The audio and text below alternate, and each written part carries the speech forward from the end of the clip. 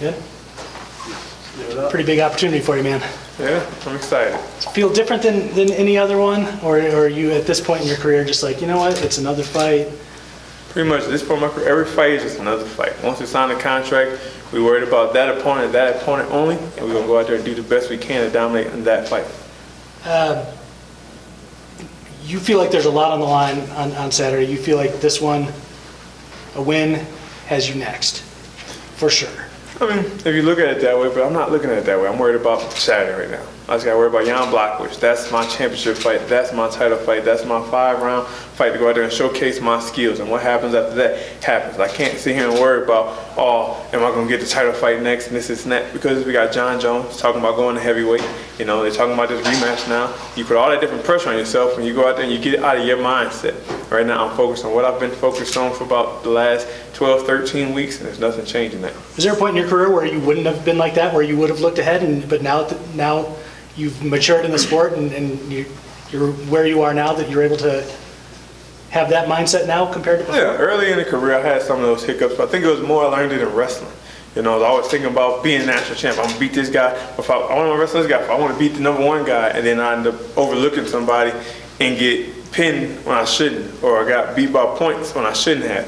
When I'm way better than that person, but I wasn't focused on him. I was worried about what's next and what's after that. So now it's kind of like just take it one step at a time. You know, you got to crawl before you can walk. You got to walk before you can run. So each one is just another step to the next thing. Were you surprised that they called you with a rematch, considering the outcome of the first one? A little bit, but not really, because I was sitting in the bar watching it. I was on a hunting trip, and I told the guy, like, if you win this fight, I guarantee you, depending on how it goes, they're going to make us fight. And if Jacare wins, I'll get the title fight. But if Jan wins, I'm fighting him again.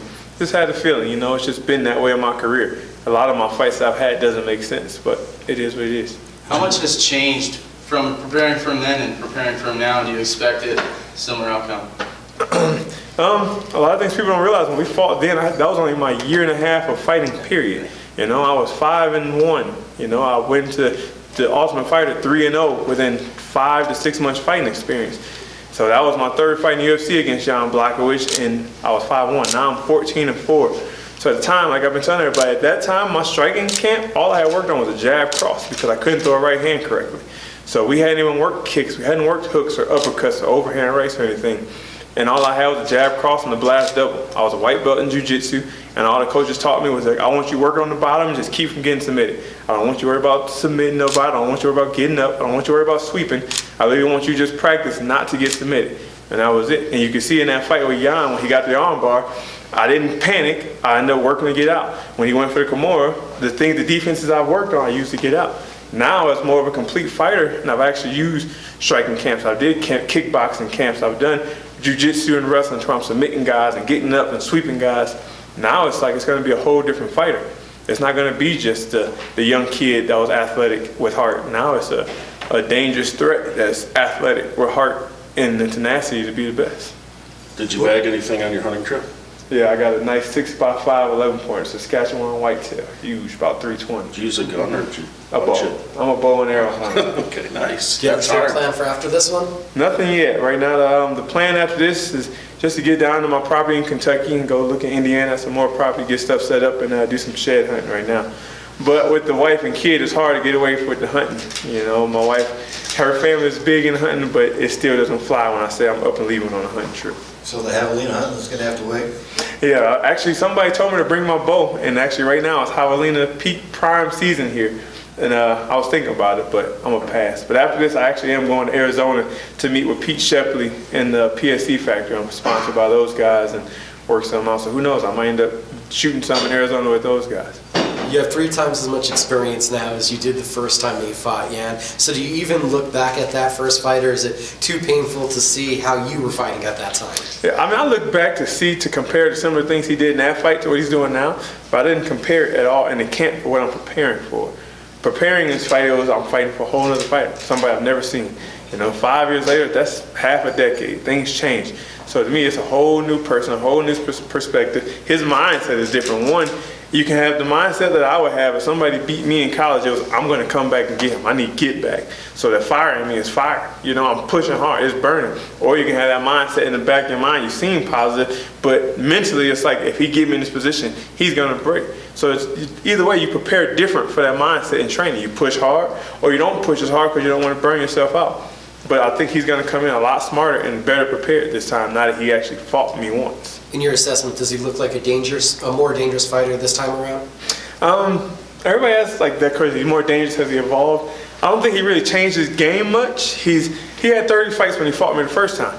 Now he has 40s or whatever. Yeah, 40 fights since. But when you had that many fights, you don't really develop and change your game up. You just sharpen up what you do. You know, he was already a veteran when we fought. Not a veteran in UFC, but a veteran in the fight world. So now it's the fact he's going to go and tighten up what he did well in that fight and do it even better. And the things he did bad, he's going to sharpen them up so it doesn't happen again.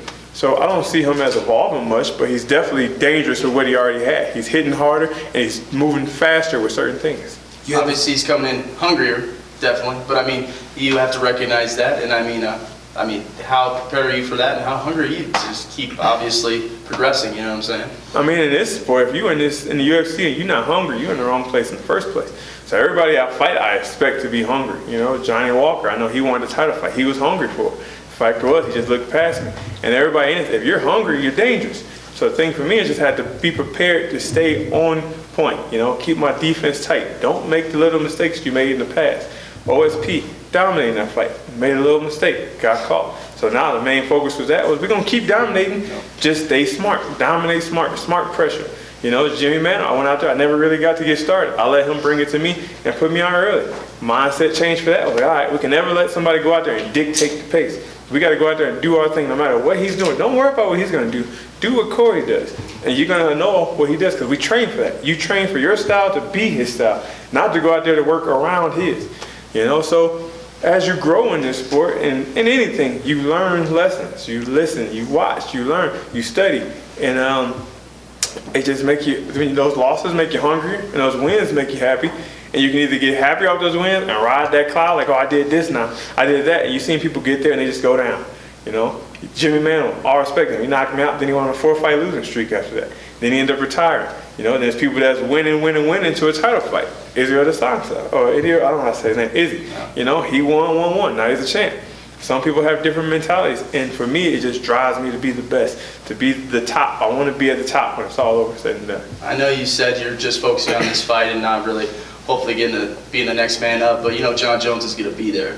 And so you're going to be trying to make you still got to be trying to make a statement though, correct? I'm not trying to do anything but be me. Hopefully he got good seats and he sees a great show. If the rematch does happen between him and Reyes, are you willing to sit out, or are you going to take another fight? I mean, at that point, I feel like there's nothing else I really have to do. You tell me somebody that's fought for the title in the last 2 years that beat anybody in the top 5 twice. Nobody. Who's the only person that's beat 2 top 5 guys and not even in the title contention? So what I got to do? Fight another top 5? I'm going to beat 3 top 5 guys, and then I got to beat another one and fight somebody else ranked outside the top 10 again? There's no point. Well, like I said, right now we're just worried about this one. We go out there, we handle this, and we go from there, and then we see what happens. Do you see it going pretty much the same way as the first fight? I see it going worse than the first fight because I know if I fought me back then, I wouldn't even touch my own leg. I wouldn't even hit myself with a jab. And I know what I do, and I know what I can do. I know what I'm capable of doing. I know who I train with. I know the people I bring in. I know my coaches. Most of all, I know my coaches are the best in the world. And I don't have to worry about going out there and doing certain things. I just have to listen to them. If I listen to my coaches, they're drawing out the playbook the whole 25 minutes. I listen to them nonstop, it's going to be a flawless victory. And I believe that. You talked about taking pressure off your shoulders, but do you feel at least a little bit to try to get a stoppage win here in order to make a statement for that title shot? No. Even in Johnny Walker, you got to go out there and make a statement. My thing was go out there and dominate. That's in training, you ask my practice partners, this camp, every 2 rounds or every other round, I had to bring a fresh guy in because I was breaking guys. I was dominating guys, and that's the mindset. And if I go into the fight and I have one guy that has to stay with me for 5 rounds, they don't get to bring no fresh guy in. If I can gas those guys out in 1 round, he got to stay in for 5. it's going to be a long night. So I know if I'm just dominating, that's going to be impressive enough, and eventually the finish is going to come.